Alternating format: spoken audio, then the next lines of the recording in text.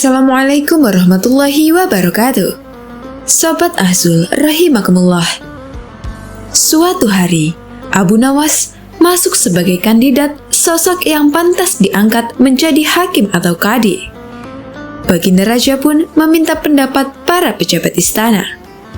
Apa pendapat kalian mengenai Abu Nawas yang hendak kuangkat sebagai qadhi? Tanya Baginda Raja kepada para menteri. Perdana Menteri pun berkata, melihat keadaan Abu Nawas yang semakin parah otaknya, maka sebaiknya tuanku mengangkat orang lain saja untuk menjadi qadhi. Pasalnya, Perdana Menteri beberapa kali mendapati tingkah laku tidak waras dari Abu Nawas. Menteri-menteri yang lain juga mengutarakan pendapat yang sama. Tuanku, Abu Nawas telah menjadi gila. Karena itu, dia tidak layak menjadi qadhi, ungkap para menteri. Baiklah, kita tunggu dulu sampai 21 hari. Karena ayahnya baru saja wafat. Jika tidak sembuh-sembuh juga, bolehlah kita mencari qadhi yang lain saja, ujar Baginda Raja. Usai 1 bulan lebih, Abu Nawas masih dianggap gila. Maka Baginda Raja mengangkat orang lain menjadi qadhi atau hakim atau penghulu kerajaan Baghdad. Konon, dalam suatu pertemuan besar, ada seseorang bernama Halan yang sejak lama berambisi menjadi seorang qadhi. Halan memengaruhi orang-orang di sekitar raja untuk menyetujui dia yang diangkat menjadi qadhi. Sehingga saat Halan mengajukan diri menjadi qadhi, mudah saja Baginda Raja untuk menyetujuinya. Begitu mendengar Halan diangkat menjadi qadhi, Abu Nawas mengucap syukur kepada Allah Subhanahu wa Ta'ala. Alhamdulillah, aku telah terlepas dari bala yang mengerikan. Tapi sayang sekali, kenapa harus Halan yang menjadi qadhi? Kenapa tidak yang lain saja? Tukas Abu Nawas mengucap syukur sekaligus penyesalan.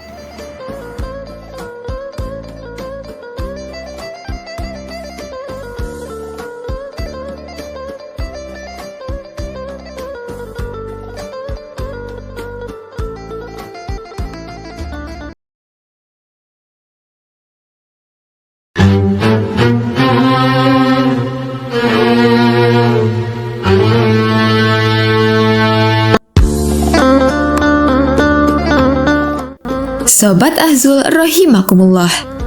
Abu Nawas bikin tobat jin raksasa jahat memakai cara yang gampang banget.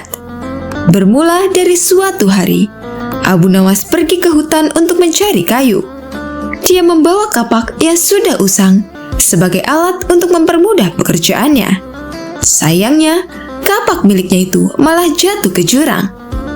Melihat Abu Nawas sedang panik dan bingung karena kapak satu-satunya jatuh ke jurang, jin itu langsung berubah jadi seorang kakek-kakek.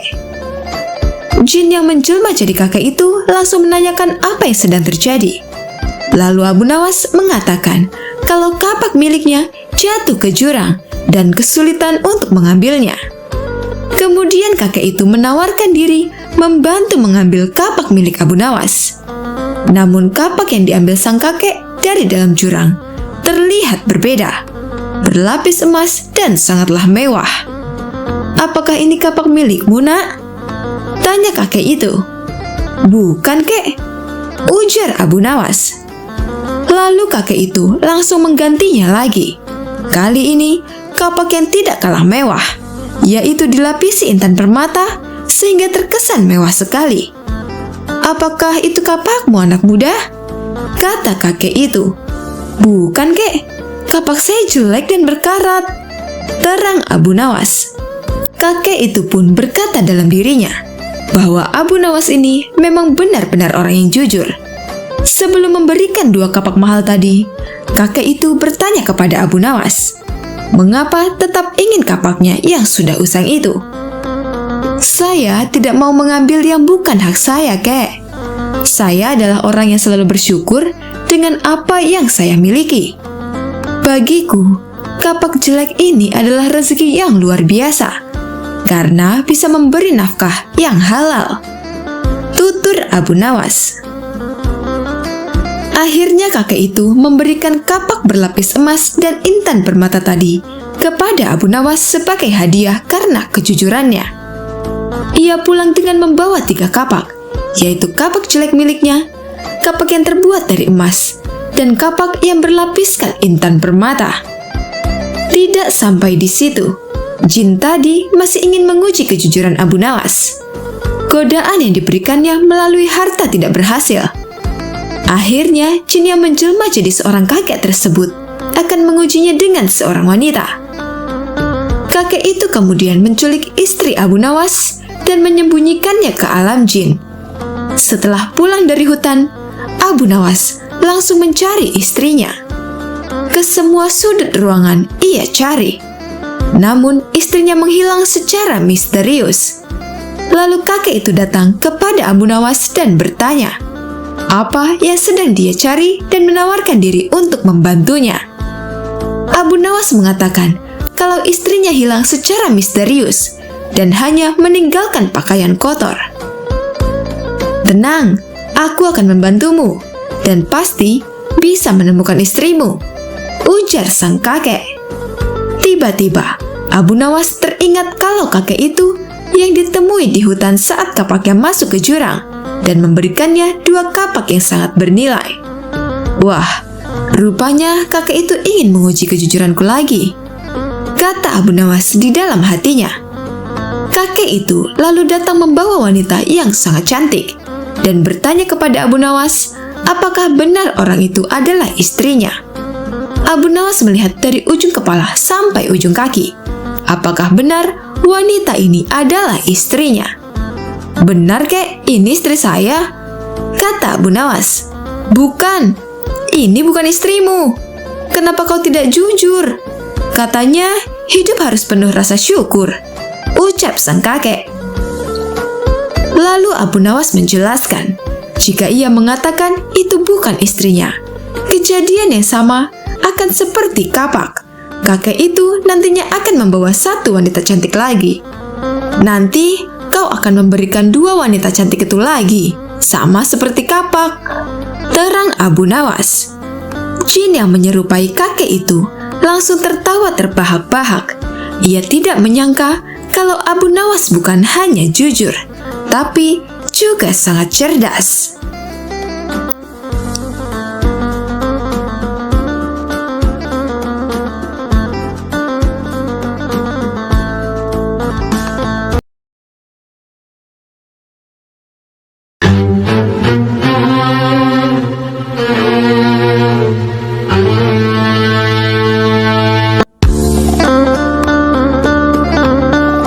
Sobat Azul rahimakumullah. Abu Nawas tiba-tiba dicari Baginda Raja. Dia kalang kabut mencari keberadaan sosok cerdas nan humoris itu. Ternyata Abu Nawas sedang pergi mengembara. Baginda Raja lalu mengerahkan beberapa pasukan. Tapi Abu Nawas tidak juga ditemukan. Pasalnya, saat pasukan berangkat mencari, Abu Nawas sudah pulang di rumahnya.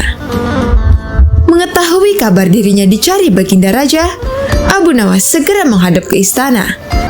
Baginda Raja kemudian menyampaikan keinginannya untuk membangun istana di langit.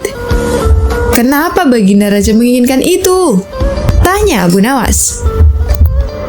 Raja-raja di negeri tetangga sudah mampu membangun istana-istana megah, Abu Nawas. Mungkinkah kita bisa membangun istana di langit? Kemungkinan itu selalu ada, Baginda Raja, kata Abu Nawas pede. Baiklah, kalau begitu aku minta bantuan kamu untuk membuatnya, tutur Baginda Raja. Abu Nawas terperanjat. Ia menyesal telah mengatakan kemungkinan mewujudkan istana di langit. Jangankan membangun istana di awang-awang, membangun sebuah gubuk kecil pun sudah merupakan hal yang mustahil dikerjakan. Abu Nawas berpikir keras. Sampailah ia ingat dulu pernah bermain layang-layang. Inilah yang membuat dia girang. Abu Nawas tidak menyia-nyiakan waktu lagi. Dirinya bersama beberapa kawannya merancang layang-layang raksasa berbentuk segi 4. Setelah rampung, baru Abu Nawas melukis pintu-pintu serta jendela-jendela dan ornamen-ornamen lainnya. Ketika semuanya selesai, Abu Nawas dan kawan-kawannya menerbangkan layang-layang raksasa itu dari suatu tempat yang dirahasiakan. Begitu layang-layang raksasa berbentuk istana tersebut mengapung di istana, penduduk negeri pun menjadi gempar. Baginda Raja girang bukan kepalang. Benarkah Abu Nawas berhasil membangun istana di langit? Dengan tidak sabar, beliau didampingi beberapa orang pengawal bergegas menemui Abu Nawas. Abu Nawas berkata dengan bangga, "Paduka yang mulia, istana pesanan Paduka telah selesai." Ucap Abu Nawas, "Engkau benar-benar hebat, wahai Abu Nawas," pungkas Baginda Raja.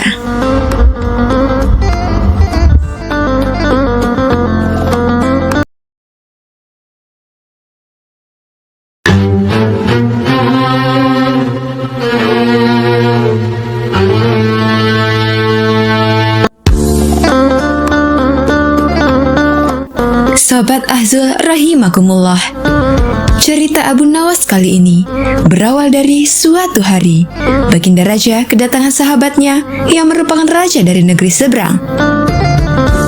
Sahabatnya itu mengeluhkan perilaku putranya. Sang raja negeri seberang menceritakan bahwa anaknya sangat malas dan enggan disuruh belajar. Lalu yang lebih parah lagi, si anak bandelnya kelewat batas. Ia lebih suka melalui waktunya untuk bermain dan tidur. Manakala setiap kali sang raja mendatangkan guru untuk mengajari, si anak malah menertawakannya. Bahkan seringkali dilecehkan dan diabaikan. Hal ini membuat guru-guru yang mengajar memilih berhenti. Mereka tidak mampu menghadapi sifat putra raja negeri seberang yang nakal tersebut. Padahal sang raja berharap kelak putranya sanggup mewarisi kerajaan untuk generasi berikutnya. "Kenapa tidak kau titipkan saja kepada Abu Nawas? Biarkan dia mendidik anakmu dengan caranya," tutur Baginda Raja menyarankan. "Abu Nawas? Siapa itu Abu Nawas?" tanya sang raja negeri seberang. "Dia itu ulama sufi yang terkenal cerdik dan pandai di kota Baghdad," jawab Baginda Raja. "Baiklah, akan aku coba. Minggu depan, aku ajak putraku kemari," balas raja negeri seberang. Beberapa minggu kemudian, dengan diantar Baginda Raja, raja negeri seberang tersebut membawa putranya ke rumah Abu Nawas. Melihat kedatangan tamu seorang raja, tentu saja membuat Abu Nawas sangat terkejut. "Ampun Paduka yang mulia, ada gerangan apa tiba-tiba Paduka datang kemari?" tanya Abu Nawas. Baginda Raja lalu mengungkapkan maksud kedatangannya. Ia hendak menitipkan putra sahabatnya kepada Abu Nawas untuk diajari ilmu agama dan kedisiplinan. "Wahai Abu Nawas, ajarkan anakku ilmu agama dan didiklah dia supaya disiplin," minta sahabat Baginda Raja. "Saya bersedia, tapi saya akan mendidiknya dengan cara saya, dan Paduka tidak boleh sakit hati," balas Abu Nawas. "Baik Abu Nawas, semuanya aku serahkan kepadamu," ujar sahabat Baginda Raja. Singkat cerita, pulanglah Baginda Raja dan sahabatnya. Baru saja ditinggal orang tuanya, si anak membuat ulah di rumah Abu Nawas. Ia dengan beraninya membentak Abu Nawas saat minta diambilkan air minum. Awalnya, Abu Nawas menanggapinya dengan senyuman. Ia selalu menuruti kemauan si anak tersebut. Hingga pada suatu hari, tiba-tiba Abu Nawas memukul si anak cukup keras, padahal tidak melakukan kesalahan apapun. Sejak saat itulah, si anak menjadi takut kepada Abu Nawas. Sifatnya yang bandel dan suka malas-malasan mendadak berubah menjadi penurut serta rajin. Beberapa tahun kemudian, orang tuanya datang untuk menjemput sang putra mahkota. Si anak ini menjadi pribadi yang sopan. Dia juga cerdas dan cepat menguasai berbagai ilmu agama yang diajarkan Abu Nawas. Melihat perubahan pada diri anaknya, sang raja negeri seberang menjadi senang dan bahagia.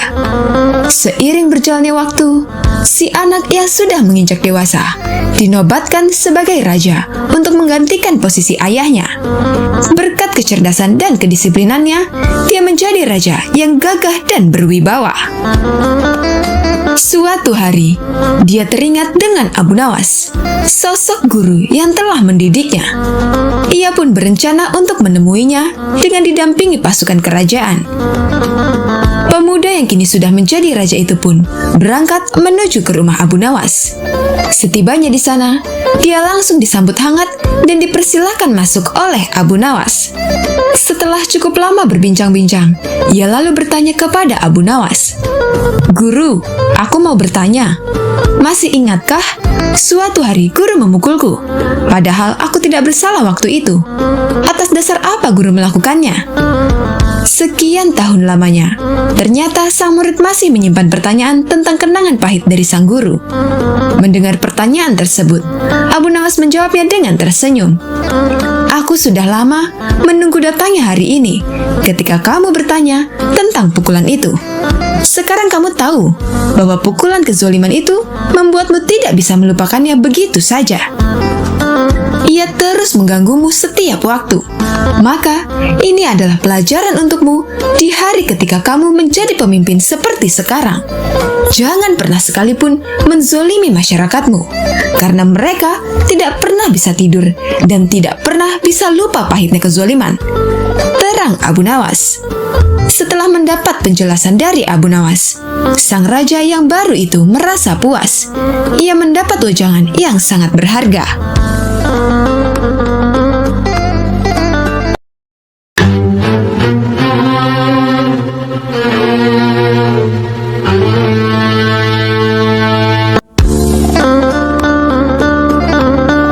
Sobat Ahzul rahimakumullah, Abu Nawas mendapat ujian serta pertanyaan dari Baginda Raja.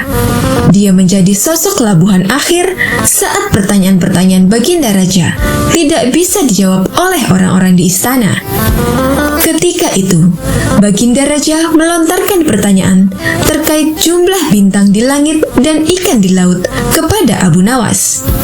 "Wahai Abu Nawas, manakah yang lebih banyak jumlahnya? Bintang-bintang di langit ataukah ikan-ikan di laut?" "Ikan-ikan di laut, Baginda," jawab Abu Nawas dengan tangkas. "Bagaimana kau bisa langsung memutuskan begitu? Apakah engkau pernah menghitung jumlahnya?" tanya Baginda Raja. Abu Nawas menerangkan, "Paduka yang mulia, ikan-ikan di laut setiap hari ditangkapi dalam jumlah besar oleh warga dunia. Tetapi jumlah mereka tetaplah banyak, seolah-olah tidak pernah berkurang." "Lalu dengan bintang-bintang di langit?" tanya Baginda Raja penasaran. "Jumlah mereka juga banyak, tapi bintang-bintang di langit tidak pernah ditangkapi dan tidak pernah diambil. Makanya jumlah mereka tidak pernah berkurang," ujar Abu Nawas dengan yakinnya.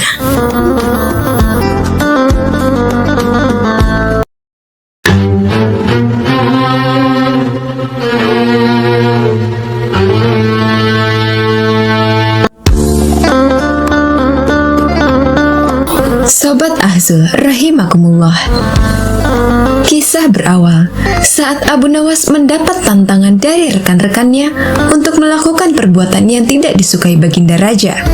Tetapi Abu Nawas diminta jangan sampai membuat Baginda Raja marah dan bahkan harus membuatnya tertawa. Jika berhasil, maka ia akan mendapat 1000 dirham. "Ya sudah, besok kita bertemu raja, dan aku akan melakukan hal yang dipandang tabu," ucap Abu Nawas yang mendapat ide. Keesokan harinya, Abu Nawas datang ke istana. Ia memakai kancing baju yang kancingnya itu disusun berdasarkan ukuran kecil ke besar, dan di atas sorbannya juga ada kancing yang besar. Baginda Raja bertanya, "Abu Nawas, kamu sedang melucu apa hari ini? Pakai kancing yang ukurannya aneh, kecil, kemudian besar, kemudian paling besar." "Ya Baginda, bahkan saya masih punya ukuran yang lebih besar lagi," jawab Abu Nawas. "Di mana?" tanya Baginda Raja. Abu Nawas lalu berbalik. Kemudian dia menungging ke hadapan Baginda Raja. Pantatnya digoyang-goyangkan. Ternyata kancing paling besar ditaruh di balik celananya. Kemudian Baginda Raja tertawa terpingkal-pingkal. Begitu juga teman yang menantangnya ikut tertawa terpingkal-pingkal. Abu Nawas pun mendapat hadiah 1000 dirham karena melakukan suatu hal yang kalau orang biasa melakukan itu pasti akan marah. Tetapi Baginda Raja malah tertawa dengan itu.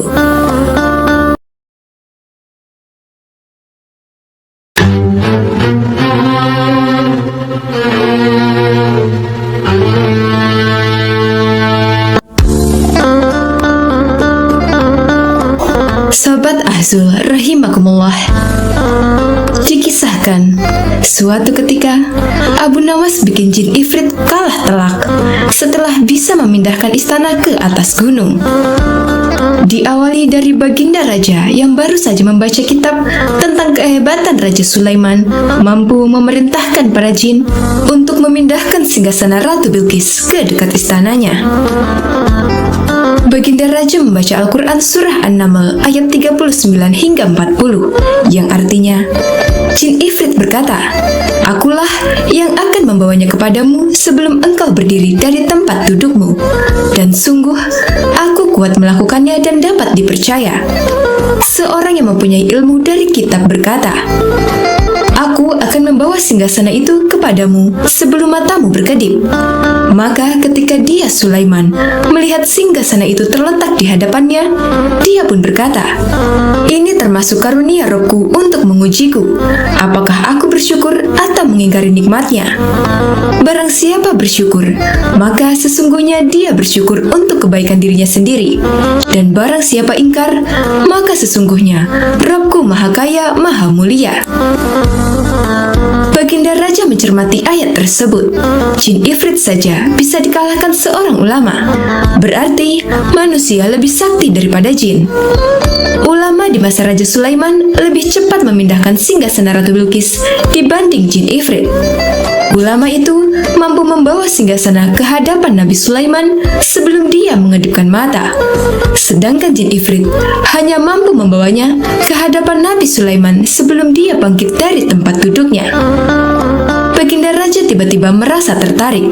Hatinya mulai tergelitik untuk melakukan hal yang sama.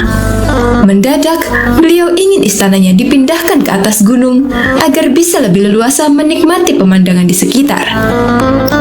Bukankah hal itu tidak mustahil bisa dilakukan karena ada Abu Nawas yang amat cerdik di negerinya? Kalau di masa Raja Sulaiman ada ulama yang lebih hebat dari Jin Ifrit, di masa sekarang ada Abu Nawas, ujar Raja dalam hati. Raja pun segera memanggil Abu Nawas. Setelah Abu Nawas dihadapkan, Baginda Raja bersabda, "Sanggupkah engkau memindahkan istanaku ke atas gunung, agar aku lebih leluasa melihat negeriku?" Abu Nawas tidak langsung menjawab. Ia berpikir sejenak hingga keningnya berkerut. Tidak mungkin menolak perintah Baginda Raja, kecuali kalau ingin dihukum. Akhirnya Abu Nawas terpaksa menyanggupi proyek raksasa itu. Ada satu lagi permintaan Baginda Raja. Pekerjaan itu harus selesai hanya dalam waktu 1 bulan. Karena kemampuanmu belum teruji, maka kamu punya waktu sebulan untuk melakukan permintaanku itu, ujar Baginda Raja. Abu Nawas pulang dengan hati masyghul. Setiap malam, ia hanya berteman dengan rembulan dan bintang-bintang. Hari-hari dilewati dengan kegundahan. Tidak ada waktu yang lebih berat dalam hidup Abu Nawas, kecuali hari-hari ini. Tetapi pada hari ke-9, Abu Nawas tidak lagi merasa gundah gulana. Keesokan harinya, Abu Nawas pergi menuju istana. Ia menghadap Baginda Raja untuk membahas pemindahan istana. Dengan senang hati, Baginda Raja akan mendengarkan apa yang diinginkan Abu Nawas. "Ampun tuanku, hamba datang ke sini hanya untuk mengajukan usul untuk memperlancar pekerjaan hamba nanti," kata Abu Nawas. "Apa usul itu?" tanya Baginda Raja. hamba akan memindahkan istana Baginda yang mulia tepat pada hari raya Idul Kurban, yang kebetulan hanya kurang dari 20 hari lagi. Kalau hanya itu usulmu, baiklah, kata Baginda Raja. Satu lagi Baginda Raja, ucap Abu Nawas menambahkan. Apalagi? Tanya Baginda Raja. Hamba mohon, Baginda Raja menyembelih 10 sapi yang gemuk untuk dibagikan langsung kepada para fakir miskin, kata Abu Nawas. Usulmu kuterima, pungkas Baginda Raja. Abu Nawas pulang dengan perasaan riang gembira. Kini tidak ada lagi yang perlu dikhawatirkan.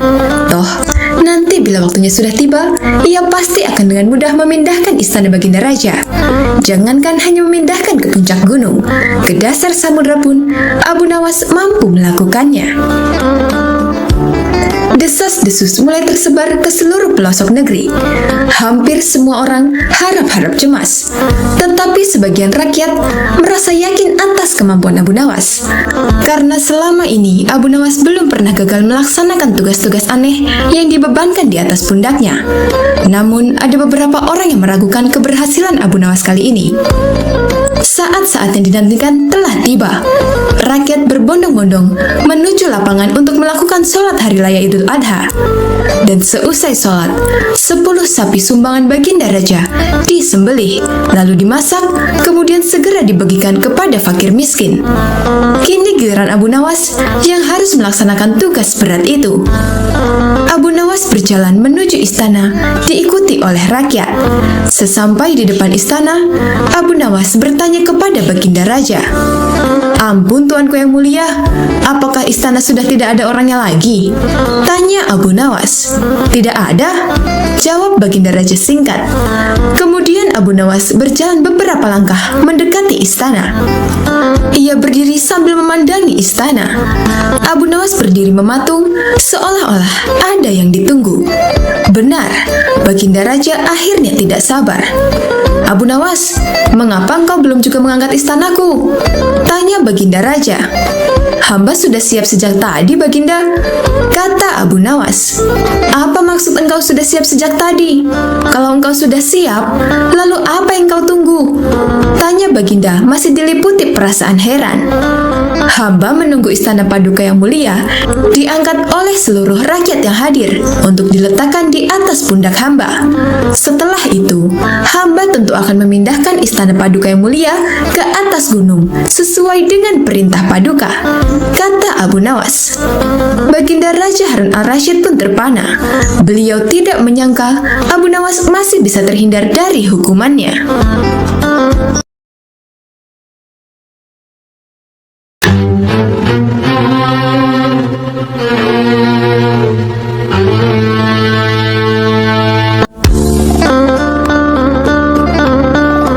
Sobat Azul rahimakumullah. Cerita lucu Abu Nawas ini bermula ketika suatu hari dalam perjalanan Baginda Raja merasa perutnya sedang sakit dan sudah tidak bisa lagi diajak kompromi. Saat itu juga ia meminta para pengawal mendampinginya ke sungai demi menuntaskan hajatnya. Kebetulan sungai mengalir ke arah selatan. Sudah menjadi kebiasaan di kalangan masyarakat, jika Baginda Raja sedang buang hajat di sungai, maka rakyat dilarang keras buang hajat di sebelah utaranya raja, sebab dikhawatirkan kotoran tersebut akan mengalir ke arah selatan dan mengenai Baginda Raja.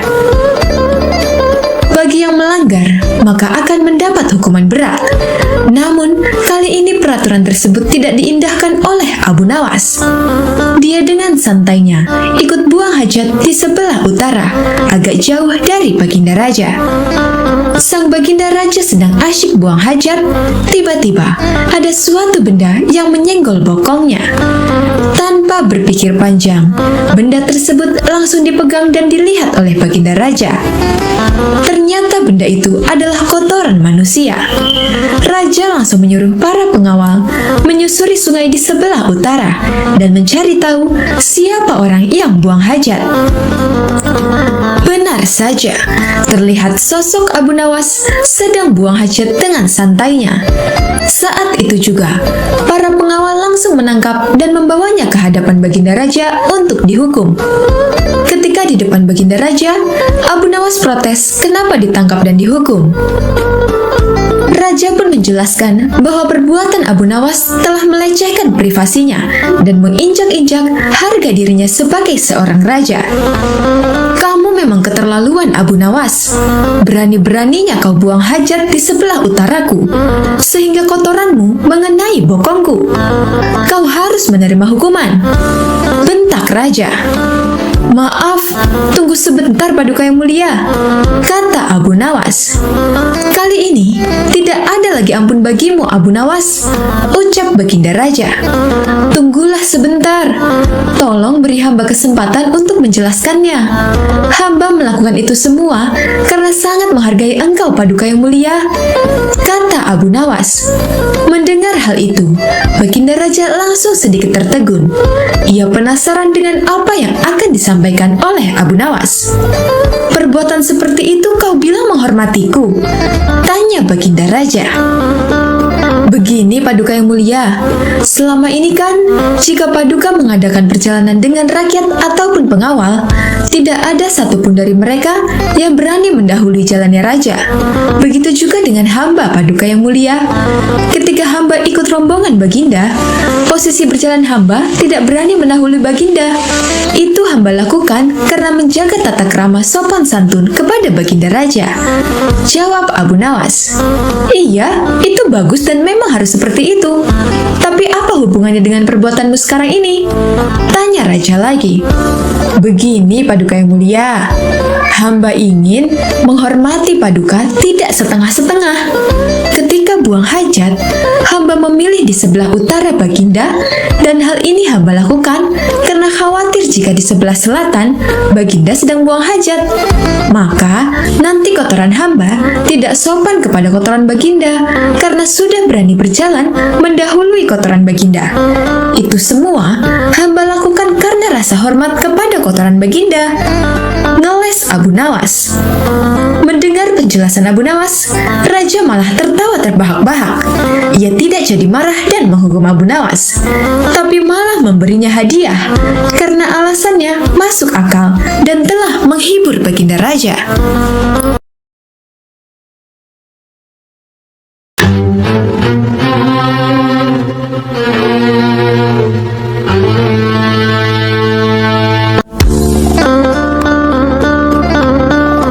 Sahabat Azul rahimakumullah, Abu Nawas mendadak dipanggil ke istana untuk menghadap Baginda Raja. Ketika sudah sampai di sana, Baginda Raja langsung meminta Abu Nawas duduk di depannya. Ada gerangan apa Paduka memanggil hamba? Tanya Abu Nawas. Begini Abu Nawas, aku mengundangmu kali ini sama sekali bukan untuk mengerjai ataupun mempermainkanmu, tutur Baginda Raja. Serius, aku sangat benar-benar butuh bantuanmu. Barangkali kamu bisa memecahkan masalahku ini, katanya melanjutkan. Memangnya ada masalah apa Paduka? Hamba siap mendengarkan keluhan Paduka, balas Abu Nawas. Baginda Raja pun menceritakan masalahnya. Beberapa hari yang lalu, sahabatku yang seorang raja Yahudi berkunjung ke istana. Dikarenakan lama tidak berjumpa, aku pun menyambutnya dengan senang hati. Akan tetapi, tanpa diduga, dia mengucapkan salam kepadaku, "Assalamualaikum," yang artinya keselamatan bagi kalian semua. Tanpa pikir panjang, aku segera menjawabnya sesuai dengan yang diajarkan Islam, yaitu ketika mendapat salam dari orang yang bukan orang Islam, hendaklah menjawab dengan ucapan "Wassalamualaikum," yang artinya kecelakaan bagi kamu. Tapi dengan jawaban itu, tentu saja dia merasa tersinggung. Kemudian Raja Yahudi itu berkata kepadaku, "Mengapa kamu tega membalas salamku yang penuh dengan doa keselamatan, dijawab dengan doa yang mengandung kecelakaan?" Saat itu, aku sungguh tidak bisa berkata apa-apa, wahai Abu Nawas. Aku hanya bisa terdiam. Jujur saja, aku merasa bersalah. Tapi, aku juga tidak mungkin melanggar syariat agama. Pertemuan Pertemuanku dengan dia selanjutnya tidak berjalan sebagaimana mestinya. Aku sudah berusaha menjelaskan bahwa aku hanya menjalankan apa yang dianjurkan dalam Islam. Akan tetapi dia masih tidak bisa menerima penjelasanku. Akibatnya, dia memandang kurang baik dengan ajaran Islam. Dan ketika dia akan pamit pulang, sempat mengatakan kepadaku, "Bila kau mempunyai alasan yang bisa kuterima atas jawaban salammu, kita akan tetap bersahabat. Tetapi kalau kau tidak menemukan alasannya, maka persahabatan kita pun berakhir. Aku tunggu jawabanmu di pertemuan berikutnya." Beber Baginda Raja. Setelah mendengar panjang lebar penuturan cerita itu, Abu Nawas dengan santainya berkata, "Kalau itu permasalahannya, insya Allah hamba bisa memberi jalan keluar dan Paduka masih bisa tetap bersahabat baik dengan Raja Yahudi itu." "Benarkah Abu Nawas?" tanya Baginda Raja kegirangan. Raut wajah Baginda Raja yang tadinya sedih mendadak langsung berubah menjadi ceria. "Cepat katakan kepadaku, wahai Abu Nawas, jangan biarkan aku menunggu," minta Baginda Raja yang tidak sabar. Abu Nawas lalu menjelaskan, "Nanti, kalau Paduka bertemu lagi dengan Raja Yahudi itu, katakan saja kepadanya, hanya di dalam agama Islamlah yang tidak menyekutukan Tuhan, karena Islam tidak berkeyakinan Tuhan itu punya anak. Sedangkan agama Yahudi menganggap Uzair adalah anak Tuhan. Begitu juga dengan Nasrani yang menganggap Isa adalah anak Tuhan. Wajar bila orang Islam membalas salam kepada orang yang bukan Islam dengan kalimat wassalamualaikum, yang artinya celakalah bagi kalian. Kalimat itu bukan berarti mendoakan orang untuk celaka, melainkan semata-mata karena ketulusan dan kejujuran Islam yang masih bersedia memperingatkan orang lain atas kecelakaan yang akan menimpanya bila mereka tetap berpegang teguh pada keyakinan yang keliru." Mendengar solusi yang diberikan Abu Nawas, kegundahan Baginda Raja langsung sirna seketika. Kali ini saking gembiranya, Baginda Raja menawarkan agar Abu Nawas memilih sendiri hadiah yang disukainya. Tapi Abu Nawas tidak memilih apa-apa karena baginya tidak selayaknya menerima upah dari ilmu agama yang disampaikan.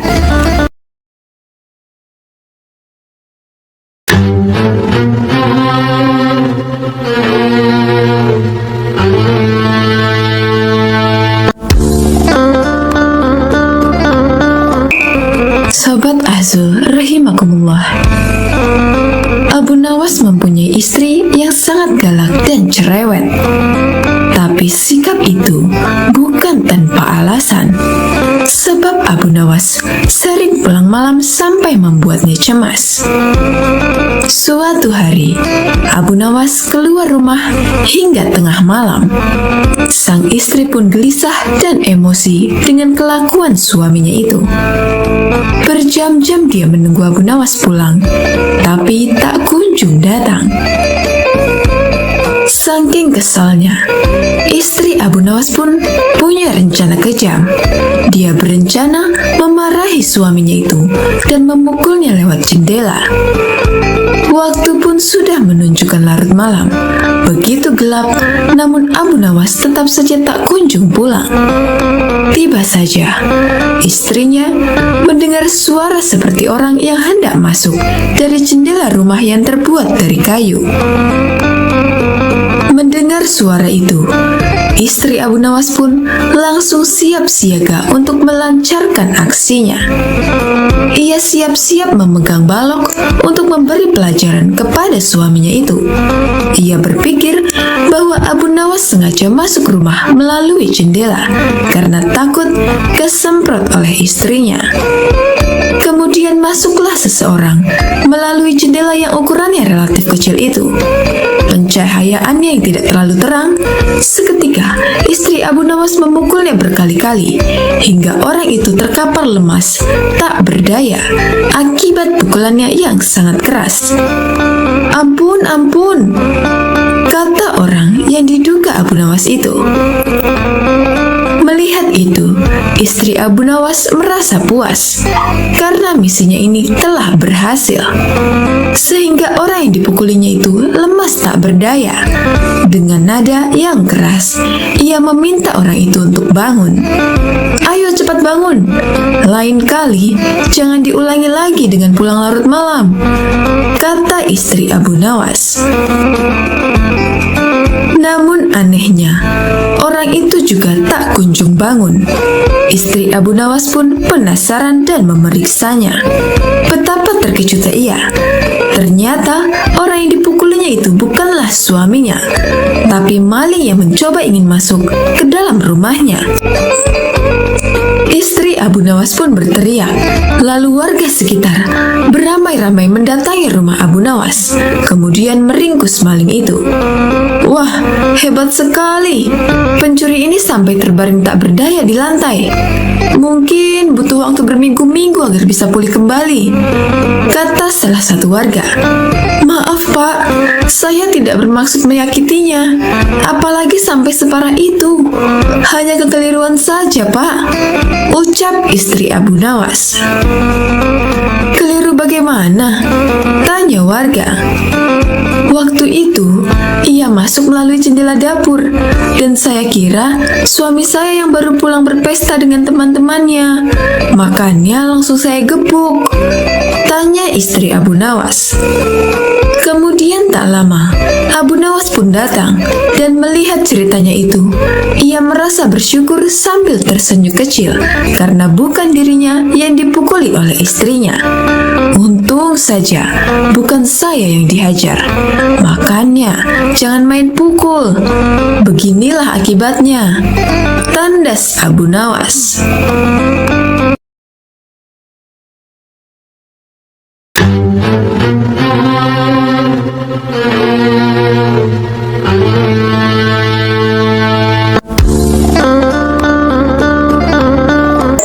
Sobat Azul rahimakumullah, Abu Nawas pada suatu hari pergi keluar kota untuk menemui sahabat lamanya. Dia membawa perbekalan seadanya dan berangkat menuju rumah temannya itu. Singkat cerita, sampailah ia di rumah sahabatnya. "Assalamualaikum," ucap Abu Nawas memberi salam saat mengetuk pintu rumah sahabat lamanya. Ketika pintu rumah dibuka, sahabatnya kaget bercampur bahagia.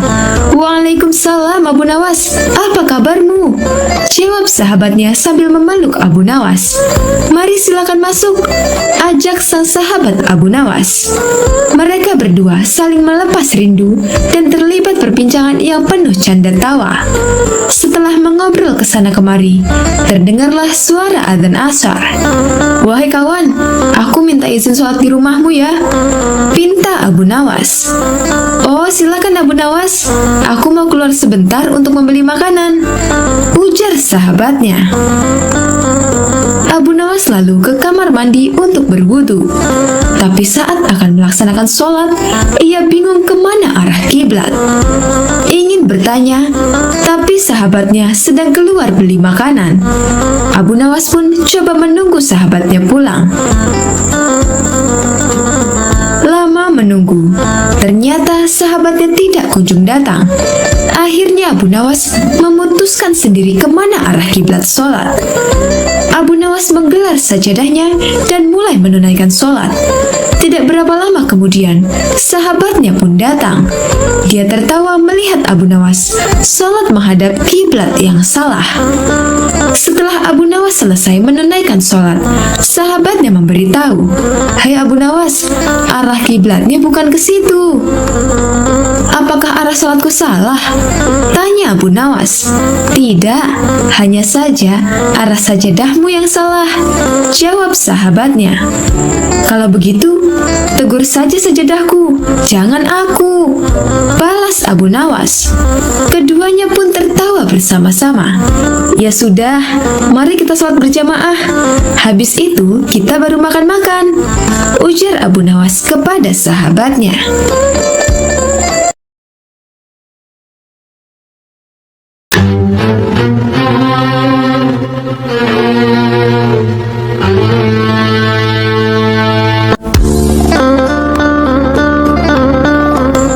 Sobat Azul rahimakumullah, Abu Nawas suatu hari mendapat keluhan dari istrinya.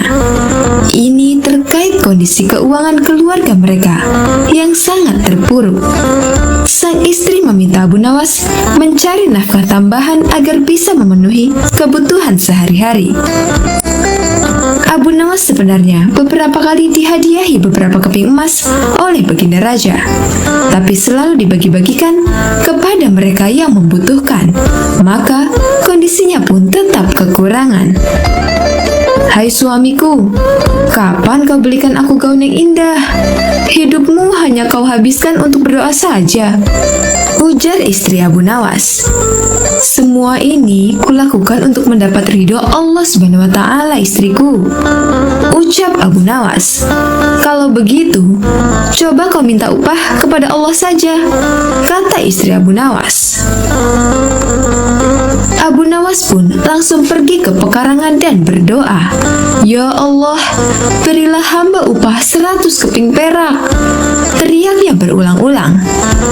Hal ini didengar tetangganya yang sedang beristirahat di depan rumahnya.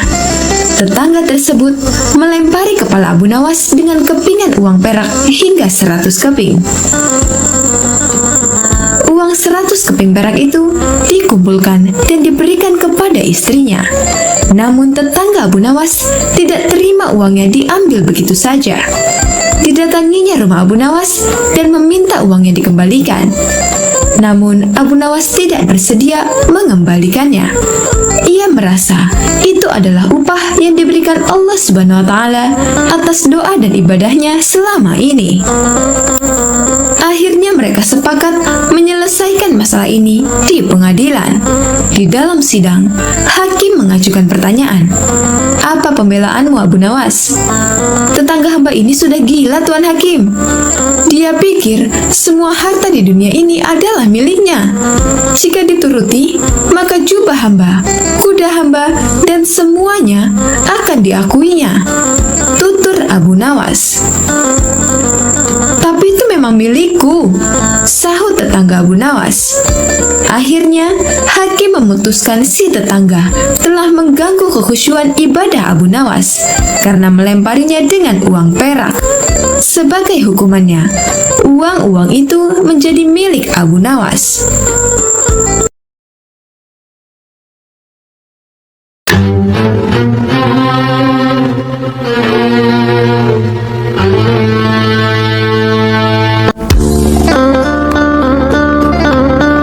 Sobat Azul rahimakumullah, Abu Nawas bisa bagi 5 telur ke 3 orang tanpa dipecah.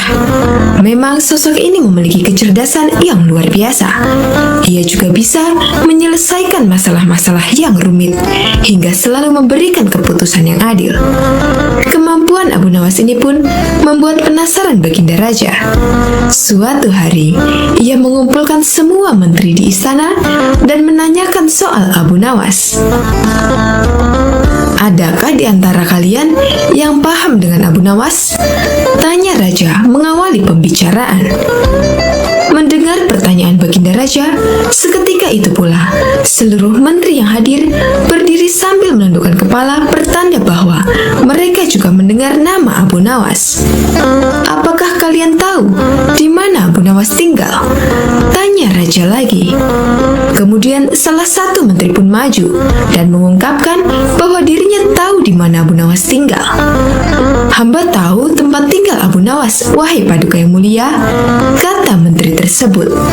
Saat itu juga, rasa penasaran Baginda Raja ingin mengetahui sosok Abu Nawas kian membesar. Dia kemudian memerintahkan pengawal mempersiapkan kuda menuju rumah Abu Nawas. Rombongan Raja berangkat dan membuat heboh para tetangga di sekitar rumah Abu Nawas. Sementara Abu Nawas sendiri masih terlihat santai di dalam rumahnya dengan handuk masih melilit karena mau mandi. Tidak lama kemudian, pengawal kerajaan beserta raja pun datang. Abu Nawas langsung melilitkan handuk di kepalanya layaknya sorban. Melihat penampilan Abu Nawas yang nyeleneh, membuat raja tidak bisa menahan tawa. "Siapa kamu?" tanya raja kepada Abu Nawas. Kemudian salah satu pengawal kerajaan berbisik kepada Baginda Raja bahwa orang itulah yang bernama Abu Nawas. Namun, Abu Nawas justru menjawab pertanyaan Baginda Raja dengan sangat nyeleneh. "Saya ini adalah Dewa Bumi Paduka yang mulia." Mendapat jawaban itu, Raja tidak mau kalah cerdik. Kemudian meladeni dengan pertanyaan nyeleneh juga kepada Abu Nawas. "Jika kamu memang Dewa Bumi, tolong besarkan bentuk mata para pengawalku yang sipit ini," pinta Baginda Raja. Abu Nawas yang cerdik juga tidak mau kalah. Dia kemudian langsung memberi jawaban yang membuat Baginda Raja kagum. "Ampun Baginda Raja, untuk membesarkan bentuk mata prajurit Baginda, itu adalah tugas Dewa Langit. Saya ini Dewa Bumi dan hanya bertugas bagian pusar ke bawah, sedangkan bagian pusar ke atas itu tugas Dewa Langit," ucap Abu Nawas ngeles. Baginda Raja pun tertawa dengan jawaban itu dan mengundang Abu Nawas datang ke istananya. Begitu tiba di istana, Abu Nawas diajak masuk ke ruangan Baginda Raja yang di situ hanya ada mereka berdua. Tidak lama kemudian, datang istri Baginda Raja atau Permaisuri membawa 5 butir telur. Saat itu juga terlintas di pikiran Baginda Raja untuk memberikan pertanyaan sulit kepada Abu Nawas. "Hai Abu Nawas, tolong bagi 5 butir telur ini kepada 3 orang secara adil tanpa dipecah," tantang Baginda Raja. Tentu saja permintaan itu membuat Abu Nawas harus berpikir keras. Namun, karena dia sangat cerdas, perintah itu pun langsung dijalankan Abu Nawas. 1 telur untuk Baginda, karena Baginda Raja sudah memiliki 2 telur. Kemudian 1 telur untuk hamba, karena hamba juga sudah punya 2 telur. Terakhir, untuk Permaisuri 3 telur, karena beliau sama sekali tidak punya telur. Sejenak Baginda Raja terdiam. Ia masih bingung dengan maksud Abu Nawas. Tidak lama kemudian, Baginda Raja menyadari maksud ucapan Abu Nawas. Dia pun langsung tertawa terbahak-bahak bersama sang Permaisuri. "Kau memang cerdas Abu Nawas. Ini ada hadiah untukmu karena telah berhasil membuat kami terhibur," ujar Baginda Raja. Sejak saat itu, Abu Nawas selalu diundang Baginda Raja untuk menemaninya, sekaligus memberikan pertanyaan sulit kepada Abu Nawas.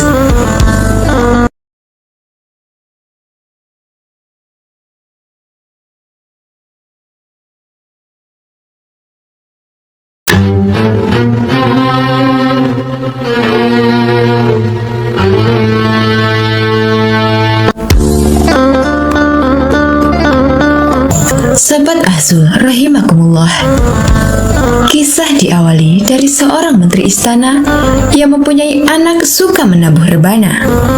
Mungkin hal ini sekilas terlihat wajar, tapi di balik kebiasaan itu membuat orang tuanya sangat terganggu.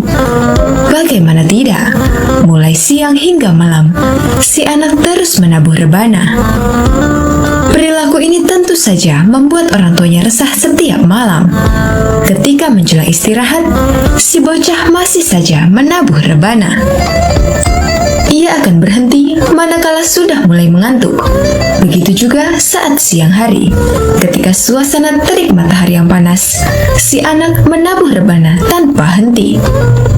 Dikarenakan sudah tidak tahan dengan perilakunya, sang ayah yang seorang menteri coba menasihatinya, tapi si anak tidak peduli. Ini membuat ayahnya sangat emosi. Lalu rebana yang ada di tangan anaknya segera direbut dan dibuang. Melihat hal itu, anaknya langsung mengamuk. Ia berteriak semalaman sampai pagi, bahkan nekat akan terjun ke sumur. Untunglah beberapa pekerja rumah segera menghalau niat anak sang menteri. Atas kejadian ini, dengan sangat terpaksa Tuan Menteri mengembalikan rebana kepada anaknya. Si anak pun kembali ceria dan menabuh rebananya tanpa henti. Suatu ketika, salah satu pekerja menghadap Tuan Menteri. "Ampun Tuan Menteri, sepertinya anak Tuan diganggu makhluk halus, sebab perilaku dan kebiasaannya sangat tidak wajar. Kenapa Tuan tidak minta bantuan orang pintar saja?" kata si pelayan menyarankan. Atas saran si pelayan, maka dipanggillah seorang tabib untuk menyembuhkan kebiasaan aneh sang anak. Sang tabib menasihati kepada si anak bahwa jika terus menabur rebana akan melubangi gendang telinganya. Namanya saja anak kecil, dia tidak menghiraukan nasihat tersebut. Dikarenakan usahanya tidak membuahkan hasil, esok harinya dipanggillah tabib kedua. Tapi tabib kedua mengatakan bahwa menabuh rebana adalah kegiatan suci dan harus dilakukan hanya pada acara-acara khusus. Usaha ini juga menemui kegagalan. Maka dipanggillah tabib ketiga. "Hamba perhatikan, anak Tuan memang susah dikendalikan. Lebih baik kalian mengalah saja sebagai orang tua," kata tabib ketiga. "Mengalah bagaimana maksudnya?" tanya Tuan Menteri. "Biarkan anak Tuan menabuh rebana sesuka hati, agar Tuan sekeluarga tidak terganggu. Tutup telinga dengan kapas," saran tabib ketiga. Namun saran tersebut ditolak mentah-mentah oleh keluarga Tuan Menteri. Hari berikutnya, Tuan Menteri memanggil tabib keempat. Sang tabib membawakan buku berisi cerita dongeng anak. Ia pun mendekati anak Tuan Menteri dan membacakan cerita yang ada di dalam buku tersebut. Awalnya si anak tertarik, tapi akhirnya memilih kembali menabuh rebana.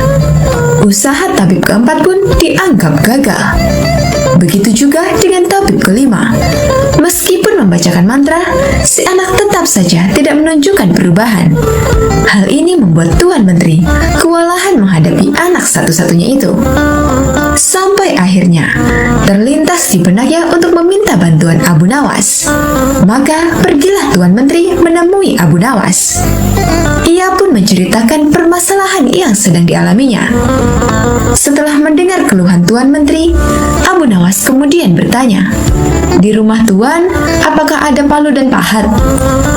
Mendengar pertanyaan tersebut, Tuan Menteri menjadi heran. "Ada? Tapi apa hubungannya Abu Nawas?" kata Tuan Menteri balik bertanya. "Nanti Tuan juga akan tahu.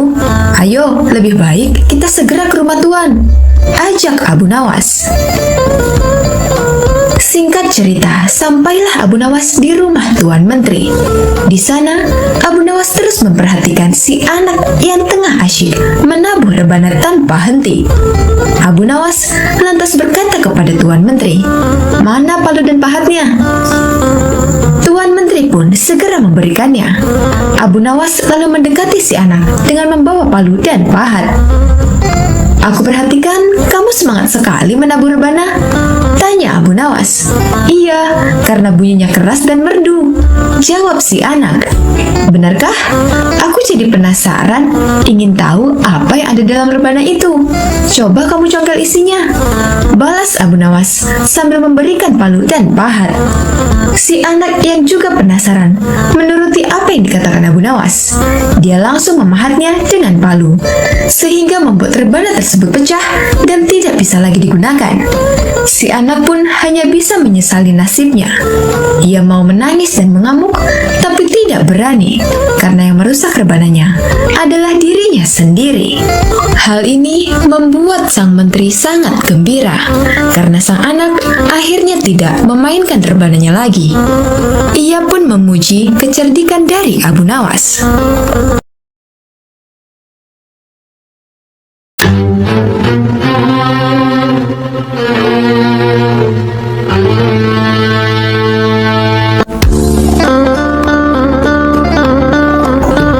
Diperintah oleh Baginda Raja untuk menjahit lumpang batu yang pecah. Tampaknya Raja masih saja mencari cara untuk mengalahkan sosok humoris dan cerdas tersebut. Setelah itu, Baginda Raja benar-benar ingin menghukum Abu Nawas karena memang akhir-akhir ini sering membuat malu dirinya, bahkan di hadapan rakyatnya sendiri.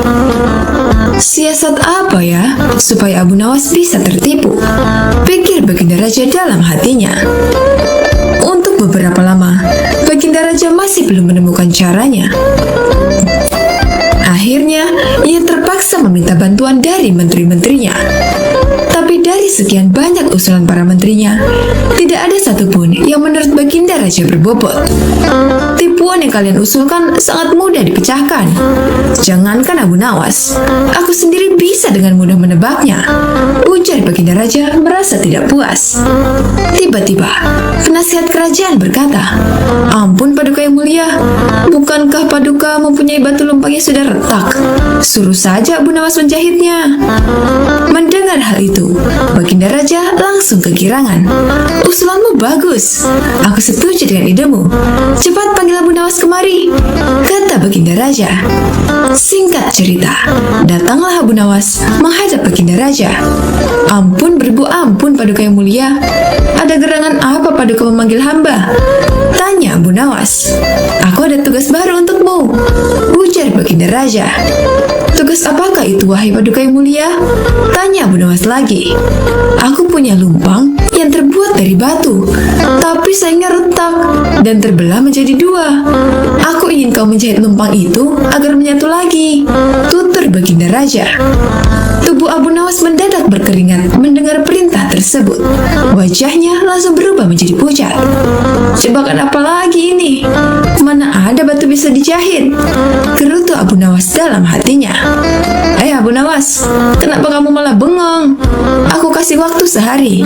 Kalau kau tidak bisa, maka akan mendapat hukuman," gertak Baginda Raja. "Sekarang kau pulang dan bawa lumpang batu yang retak ini," perintah Baginda Raja. Setelah itu, Abu Nawas pamit kembali pulang. Setibanya di rumah, dia langsung pergi mengumpulkan batu-batu kecil yang serupa dengan lumpang batu tersebut. Keesokan harinya, Abu Nawas pergi menuju istana dengan membawa batu-batu kecil dan lumpang batu milik Baginda. Setelah sampai di istana, Baginda Raja langsung bertanya kepada Abu Nawas. "Hai Abu Nawas, apakah lumpang batunya sudah dijahit?" tanya Baginda Raja. "Ampun Paduka yang mulia, hamba sudah mengumpulkan batu-batu kecil yang sama persis jenisnya dengan lumpang batu milik Paduka. Dan hamba minta tolong kepada Paduka untuk memilihkan serat dari batu-batu kecil yang hamba kumpulkan. Setelah itu, hamba akan jahit batu lumpang milik Paduka," jawab Abu Nawas. "Apa-apaan kau ini? Siapa juga yang dapat membuat batu sekecil itu menjadi benang?" tanya Baginda Raja. "Ampun beribu ampun Paduka yang mulia, tapi lumpang batu mirip Paduka kan tidak bisa bila dijahit pakai benang biasa. Lumpang batu itu harus dijahit dengan benang yang terbuat dari batu juga," ujar Abu Nawas. Mendengar penjelasan Abu Nawas, Baginda Raja pun tak bisa berbuat apa-apa. "Kau memang cerdik Abu Nawas," ungkap Baginda Raja dalam hati. Dengan terpaksa Baginda Raja kembali membebaskan Abu Nawas. Sosok humoris itu pun lolos dari hukuman meskipun tidak bisa menyelesaikan tugas mustahil yang diberikan Baginda Raja.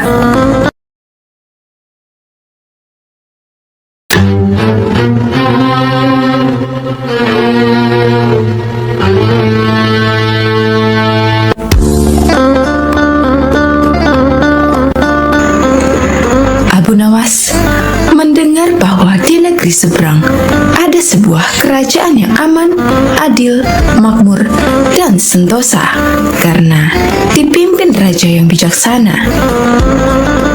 Sang raja sudah memimpin sejak usia muda hingga sekarang di masa tua, belum pernah digantikan oleh siapapun, dan rakyatnya tidak pernah keberatan karena raja memerintah dengan sangat adil.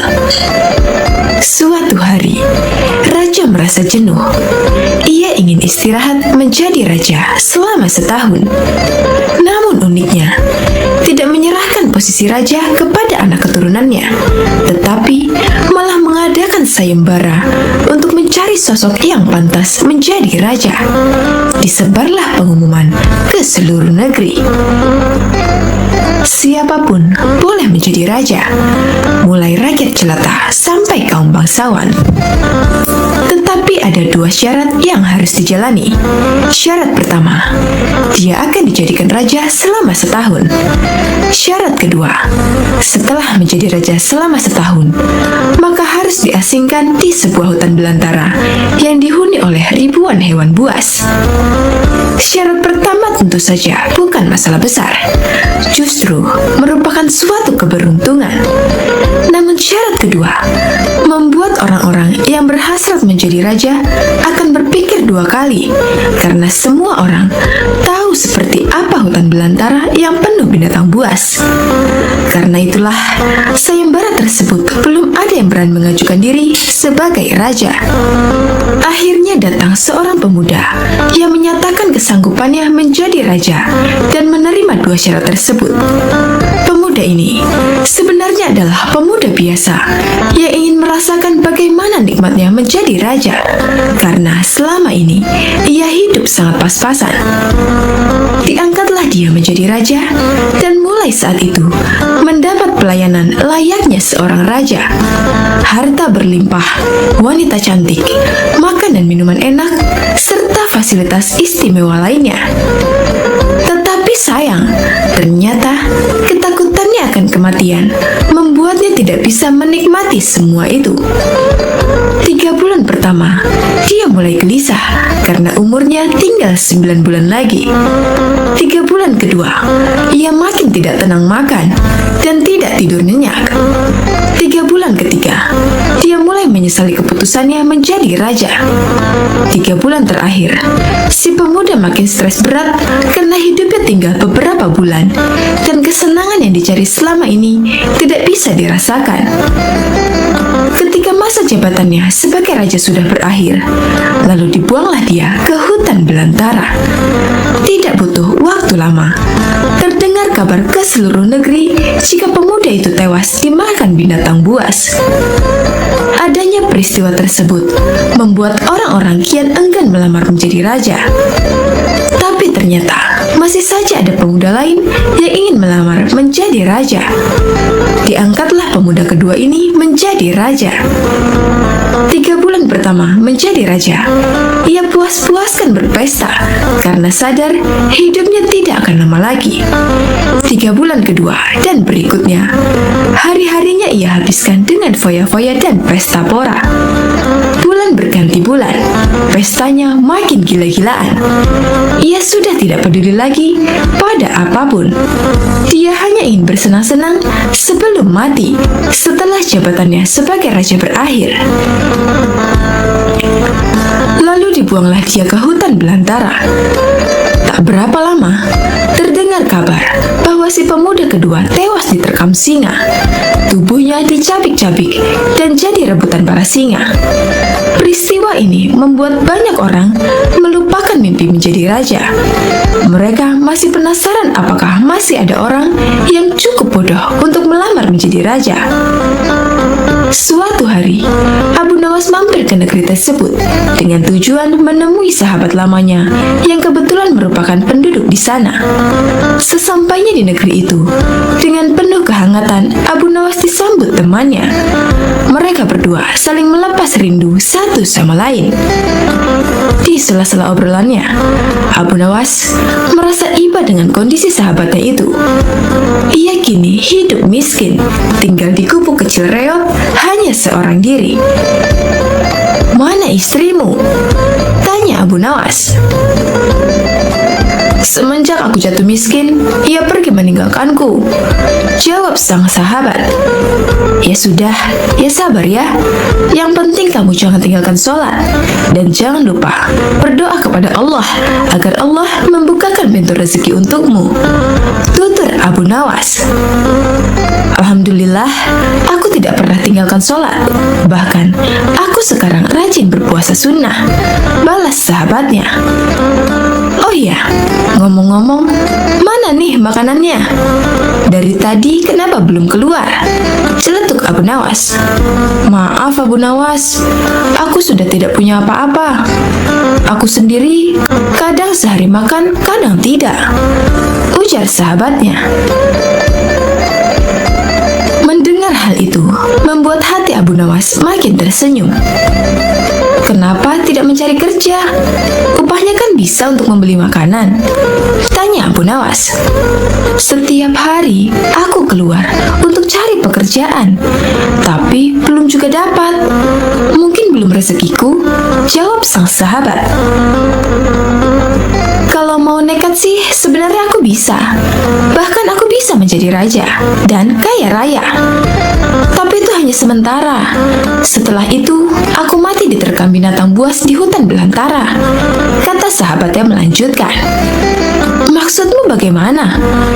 Tanya Abu Nawas heran. Kemudian sahabatnya itu memberitahu tentang sayembara yang diadakan rajanya. Mendengar sayembara tersebut, Abu Nawas terdiam sejenak. Tiba-tiba terlintas di benak Abu Nawas sebuah ide yang cemerlang. Kamu ingin hidup kaya? Aku akan membantumu. Sekarang juga antarkan aku ke hadapan rajamu. Aku mau mendaftar menjadi raja. Ucap Abu Nawas. Kamu gila ya? Jangan Abu Nawas, itu sama saja bunuh diri. Cegah sahabatnya. Sudahlah, turuti saja perkataanku, timbal Abu Nawas. Maka diantarlah Abu Nawas ke istana untuk menemui sang raja. Ada perlu apa kalian datang kemari? Tanya sang raja. Maaf tuan, hamba Abu Nawas dari negeri seberang ingin mendaftar menjadi raja. Itu pun kalau tuan raja mengizinkan, ucap Abu Nawas. Oh, tentu saja boleh. Siapapun dipersilahkan menjadi raja. Tapi ada 2 syarat yang harus dijalani, ujar sang raja. Hamba siap paduka yang mulia, tapi hamba minta 1 permintaan. Izinkan sahabat hamba ini menjadi pengawal pribadi hamba, kata Abu Nawas sambil menunjuk sahabatnya yang berdiri di sampingnya. Oh, silakan saja. Saat menjadi raja selama setahun, kau berhak atas segala sesuatunya, termasuk mengatur semua prajurit kerajaan beserta para menteri. Tapi ketika masamu menjadi raja berakhir, sahabatmu juga harus ikut kau dibuang ke hutan belantara, timbal sang raja. Sahabat Abu Nawas ini kaget dan sempat menolak dijadikan pengawal pribadinya. Namun akhirnya Abu Nawas berhasil membujuknya. Mendengar ada yang melamar menjadi raja lagi membuat masyarakat begitu penasaran. Sebagian menertawakan kebodohan tersebut, sementara yang lain merasa iba dan kasihan. Abu Nawas akhirnya diangkat menjadi raja dan diberi segala kemewahan serta kemudahan fasilitas layaknya baginda raja. Ternyata berbeda dengan 2 pemuda sebelumnya. Abu Nawas tidak berpesta pora dan foya-foya, namun ia membuat beberapa tindakan selama menjadi raja. 3 bulan pertama, Abu Nawas memerintah ribuan prajurit untuk membabat habis hutan belantara dan memindahkan semua binatang buas ke tempat lainnya. Sebagai raja, tentu perintahnya harus dipatuhi. Setelah 3 bulan berlalu, hutan belantara tempat ia akan dibuang kini menjadi tanah kosong yang siap huni. 3 bulan kedua, Abu Nawas memerintahkan para arsitek membuat istana megah untuk dirinya, tentunya dengan uang kerajaan yang dikuasai. Abu Nawas bisa membangun apa saja, termasuk membangun istana di tanah yang dulunya adalah hutan belantara. Dalam jangka waktu 3 bulan, berdirilah istana megah dan kokoh. 3 bulan ketiga, Abu Nawas memerintahkan para prajurit membawakan harta dan perabotan dikirim ke istana yang baru saja dibangun. 3 bulan terakhir, Abu Nawas menawarkan kepada masyarakat siapa saja yang mau pindah di wilayah istananya akan dibuatkan rumah dan diberi modal uang untuk berdagang. Kesempatan tersebut tidak disia-siakan oleh warga. Ratusan orang mendaftarkan diri untuk pindah ke sekitaran istana Abu Nawas. Selama 3 bulan terakhir, tempat yang tadinya hutan belantara kini berubah menjadi pemukiman penduduk. Bahkan, di sana Abu Nawas mempunyai istana dengan dipenuhi harta kekayaan. Akhirnya habislah masa jabatan Abu Nawas sebagai raja. Sesuai perjanjian, Abu Nawas dan sahabatnya dibuang ke hutan belantara yang kini sudah menjadi pemukiman penduduk. Sesampainya di sana, Abu Nawas dan sahabatnya memasuki istana barunya. Ini semua untukmu. Kau sekarang sudah menjadi orang kaya raya. Tapi jangan lupa bersedekah. Tutur telur Abu Nawas. Sahabatnya itu terkejut bukan main. Ia langsung merangkul Abu Nawas dan mengucapkan terima kasih. Akhirnya Abu Nawas pun pamit pulang kembali ke negerinya. Wallahu a'lam bishawab.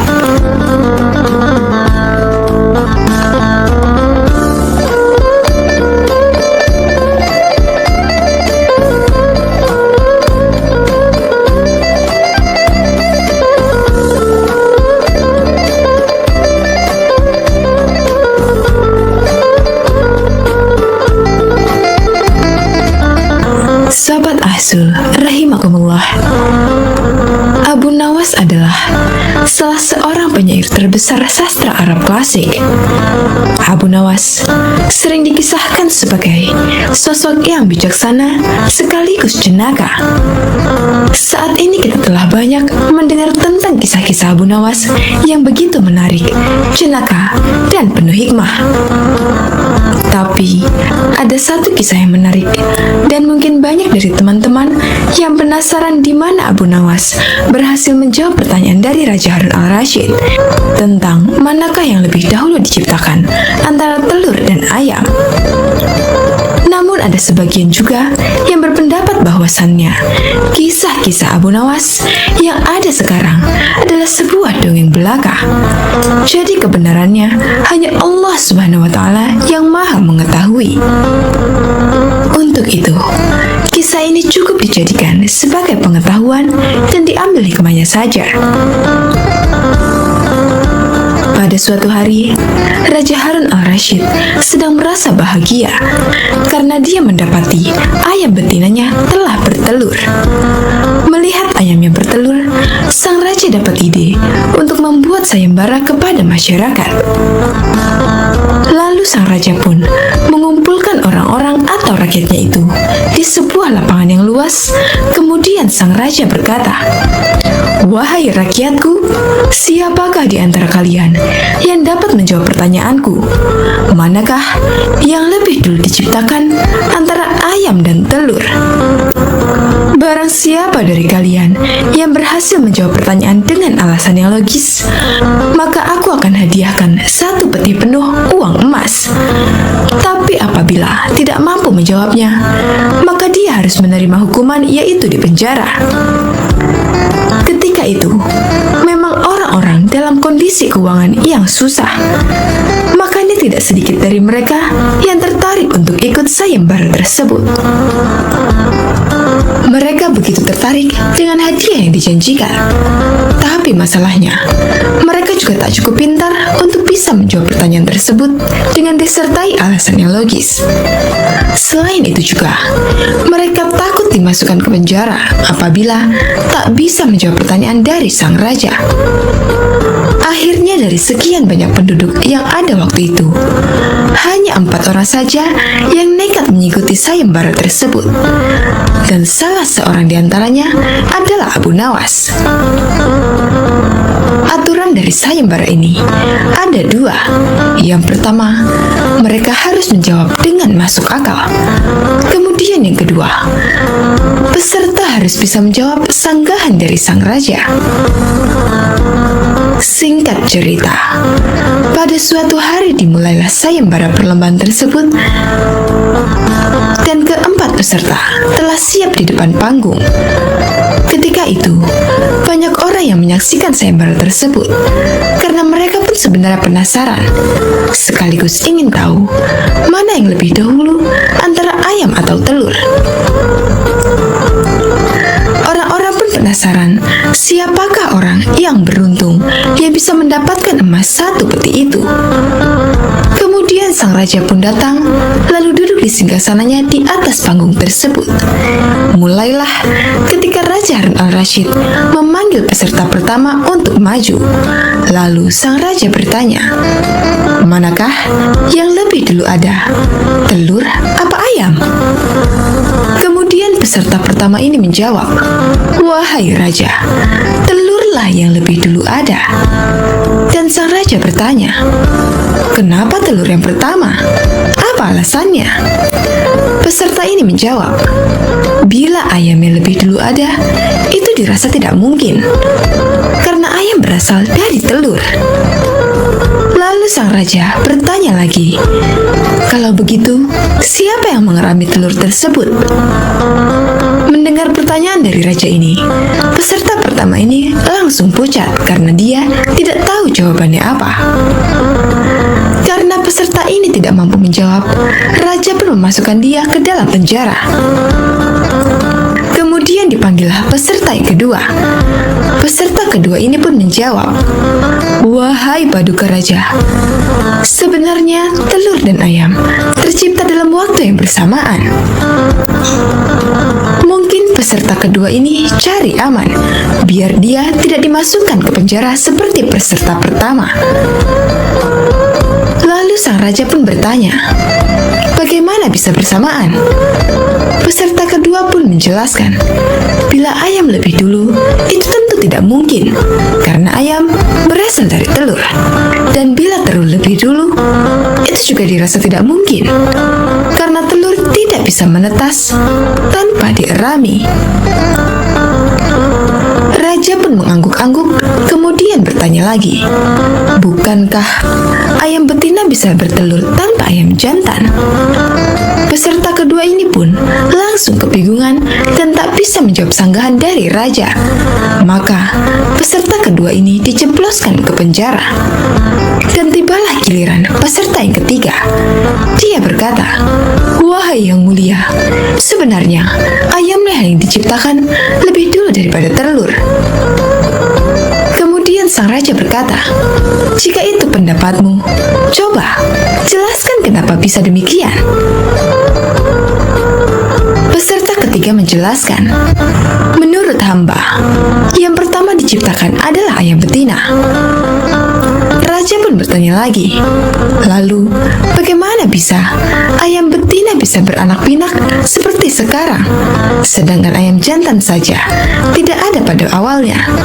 Dan peserta yang ketiga ini pun menjelaskan, "Ayam betina bisa bertelur tanpa ayam jantan.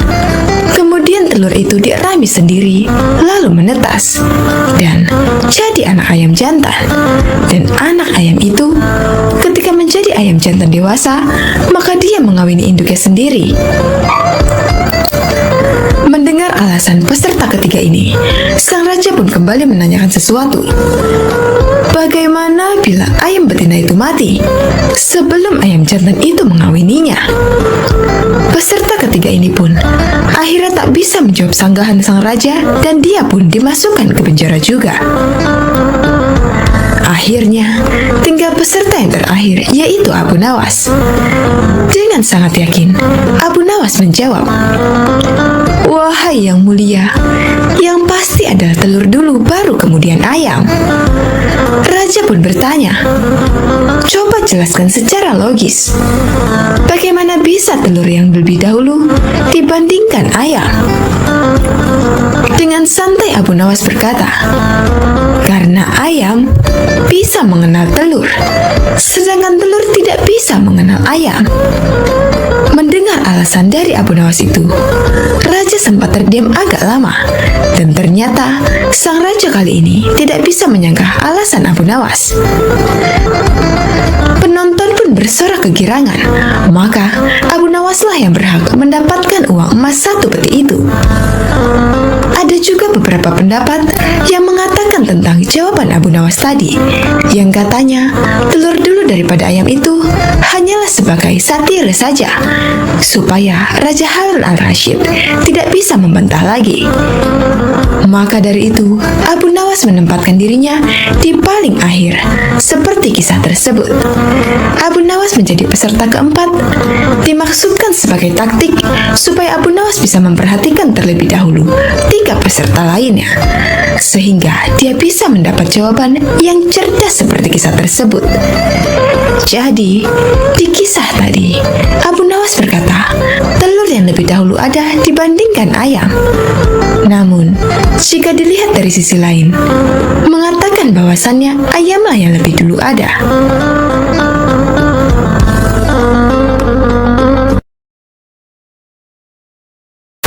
Sobat ma'azul rahimakumullah. Suatu ketika, Abu Nawas tertunduk sedih saat mendengar perkataan istrinya. Tadi pagi, atas perintah langsung dari raja, beberapa pengawal kerajaan membongkar dan menggali rumahnya dengan paksa. Istrinya memberitahukan Abu Nawas bahwa perintah untuk menggali rumahnya itu disebabkan karena raja bermimpi di bawah rumah Abu Nawas terdapat emas dan permata yang tak ternilai harganya. Tetapi setelah digali, ternyata emas dan permata itu tidak ditemukan. Yang membuat Abu Nawas kesal dan bersedih adalah raja tidak meminta maaf kepada Abu Nawas. Bahkan tidak ada ganti rugi atas kerusakan yang telah dibuat orang-orang kerajaan. Lama Abu Nawas berpikir, tapi belum juga ia menemukan cara untuk membalas perbuatan raja. Makanan yang dihidangkan oleh istrinya tidak dimakan karena nafsu makannya telah hilang. Malam pun tiba, tetapi Abu Nawas tetap tidak beranjak dari tempatnya semula. Keesokan harinya, Abu Nawas melihat lalat-lalat mulai menyerbu makanan Abu Nawas yang sudah basi. Tiba-tiba, ia tersenyum gembira. Abu Nawas berkata kepada istrinya, "Tolong ambilkan kain penutup makananku dan sebatang besi." "Untuk apa?" tanya istrinya bingung. "Aku akan membalas perbuatan raja yang seenaknya merusak rumah kita," jawab Abu Nawas. Dengan wajah berseri-seri, Abu Nawas berangkat menuju istana. Tiba di istana, Abu Nawas memberi salam hormat dan berkata kepada raja, "Maaf raja, aku menemuimu untuk mengadukan perlakuan tamu-tamu yang tak diundang. Mereka memasuki rumahku tanpa izin dan berani memakan makananku." "Siapakah tamu-tamu yang tak diundang itu, wahai Abu Nawas?" tanya sang raja. "Lalat-lalat ini, raja," kata Abu Nawas sambil membuka penutup piringnya. "Kalau bukan kepadamu, kepada siapa lagi aku harus mengadukan ketidakadilan ini?" lanjut Abu Nawas. "Keadilan seperti apa yang kamu inginkan dariku?" tanya raja. "Aku hanya ingin mendapatkan izin tertulis dari raja untuk bisa menghukum lalat-lalat ini," jawab Abu Nawas. Meskipun terdengar aneh, tetapi raja tidak bisa menolak permintaan Abu Nawas karena saat itu para menteri sedang berkumpul di istana. Raja merasa malu jika menolak permintaan dari rakyatnya. Dengan terpaksa, raja akhirnya membuat surat izin yang isinya memperbolehkan Abu Nawas untuk memukul lalat-lalat itu dimanapun mereka hinggap. Tanpa menunda-nunda lagi, Abu Nawas segera mengusir lalat-lalat dari piringnya. Lalat-lalat itu terbang dan hinggap di sana di sini. Dengan tongkat besi yang sudah sejak tadi dibawanya dari rumah, Abu Nawas mulai mengejar dan memukul lalat-lalat itu. Seekor lalat hinggap di kaca. Abu Nawas pun memukul kaca itu hingga pecah. Begitupun dengan lalat-lalat lain yang menempel di vas bunga dan patung hias. Abu Nawas memukul tongkat besinya ke segala arah, sehingga sebagian perabotan istana pun menjadi hancur. Bahkan Abu Nawas nekat memukul lalat yang kebetulan hinggap di guci sang raja. Raja pun tidak bisa berbuat apa-apa, kecuali menyadari kesalahannya karena telah merusak rumah Abu Nawas dan keluarganya. Setelah merasa puas, Abu Nawas pun pamit pulang. Kini, barang-barang kesayangan raja telah hancur lebur. Bukan itu saja, raja juga merasa malu. Ia sadar betapa kelirunya berbuat semena-mena kepada Abu Nawas. Abu Nawas yang selalu lucu dan sering menghibur banyak orang itu ternyata bisa sangat marah kepada orang yang mengganggunya. Sementara itu, Abu Nawas pulang dengan perasaan lega. Ia sudah tidak sabar ingin bercerita kepada istrinya di rumah tentang apa yang baru saja ia lakukan di istana.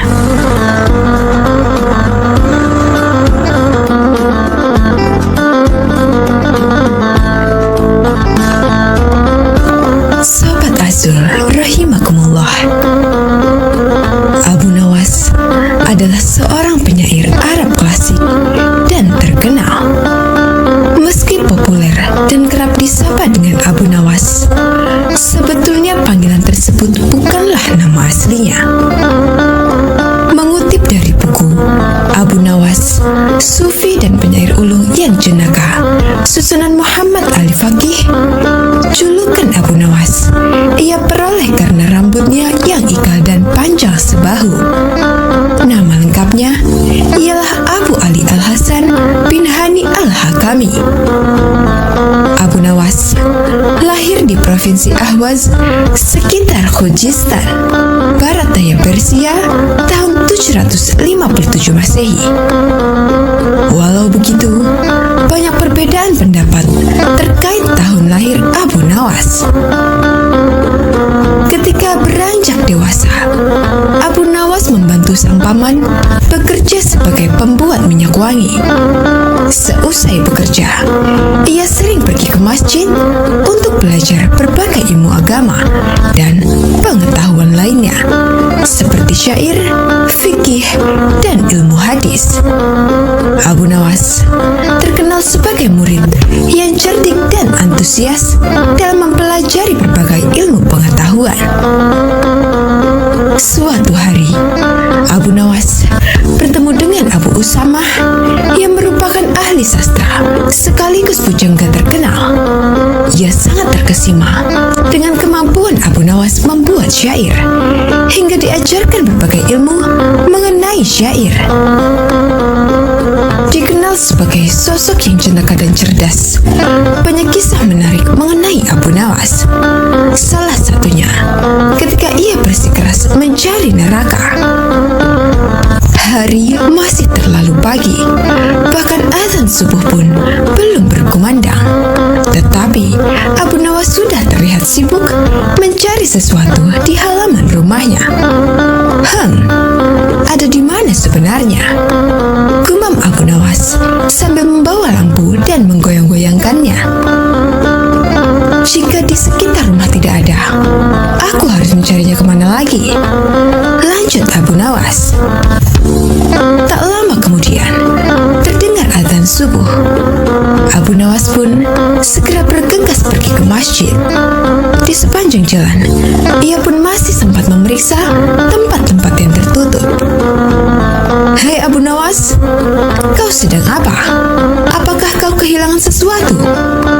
Tanya seseorang yang melihat gerak-gerik Abu Nawas yang sedang mencari-cari sesuatu. Namun, Abu Nawas tidak menjawab pertanyaan itu. Pikirannya terlalu sibuk sendiri. Selesai salat subuh, Abu Nawas masih saja sibuk mencari. Kali ini ia mencari di sekitar masjid. Ia membuka semua kotak dan tong yang ada di sana. Penyair jenaka itu juga mencari di bawah jembatan, di balik semak, hingga di atas atap. Orang-orang merasa heran sekali dengan tingkah laku Abu Nawas. Sebenarnya, benda apa yang hilang sehingga ia bertingkah seperti itu? Bisik seseorang kepada yang lain. Siang harinya, Abu Nawas masih terlihat sibuk mencari kesana kemari. Meskipun matahari bersinar terik, Abu Nawas masih tetap membawa lampu minyak miliknya. Kali ini ia mencari ke sekitar rumah-rumah warga. Lagi-lagi, aksinya ini membuat para tetangganya merasa keheranan. Hai Abu Nawas, apakah kau butuh bantuan? Tanya salah satu tetangga yang memperhatikan Abu Nawas sedari tadi. Namun Abu Nawas menolak tawaran tersebut. 2 hari berikutnya, Abu Nawas masih saja sibuk mencari sesuatu itu kemana-mana, sambil membawa lampu minyak miliknya, baik malam ataupun siang hari. Hingga hari keempat, orang-orang sudah tidak sabar lagi dan sangat penasaran dengan apa yang sebenarnya dicari oleh Abu Nawas. Sehingga di antara mereka ada yang mendesak Abu Nawas sambil bertanya, "Hei, siang hari begini, buat apa membawa lampu minyak? Jadi sebenarnya apa yang kau cari?" "Aku sedang mencari neraka?" jawab Abu Nawas. Sontak semua orang yang ada sekitar Abu Nawas dan mendengar jawabannya tertawa terbahak-bahak. "Dasar orang gila. Ternyata Abu Nawas sudah gila," kata mereka. Setelah itu, mereka mulai bubar karena tidak mau berurusan dengan orang gila. Sesuai hukum yang ada di kota Baghdad, orang gila dilarang untuk berkeliaran. Mereka harus ditangkap dan dikurung. Beberapa warga Baghdad akhirnya melaporkan kelakuan Abu Nawas kepada prajurit kerajaan agar segera menangkap Abu Nawas. Abu Nawas pun ditangkap dan dibawa ke penjara istana. Hal ini membuat seluruh kota Baghdad pun geger. Mereka dibuat penasaran dengan tingkah dan kesalahan apa lagi yang dilakukan oleh Abu Nawas. Begitu mendengar Abu Nawas di penjara, Raja Harun memerintahkan agar Abu Nawas dipanggil dan bertemu dengannya. Berangkatlah pengawal Raja Harun untuk menjemput dan membawa Abu Nawas. Setelah sampai di sana, Raja Harun memerintahkan ikatan tangan Abu Nawas untuk dilepas. Beliau pun bertanya, "Kali ini, apalagi kesalahanmu, wahai Abu Nawas?" "Maaf, Baginda, saya tidak melakukan kesalahan sama sekali," jawab Abu Nawas. "Lantas, mengapa kamu membawa lampu di siang hari seperti orang gila?" tanya Raja Harun. "Saat itu, saya sedang sibuk mencari neraka, Baginda Raja." Raja dan seluruh menteri yang ada di ruangan itu tertegun mendengar jawabannya.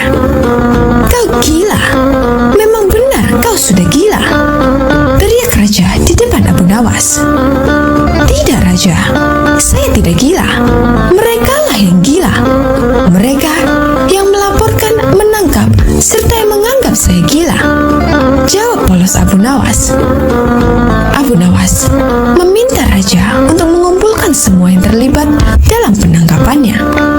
Raja Harun mengabulkan dan mendatangkan mereka.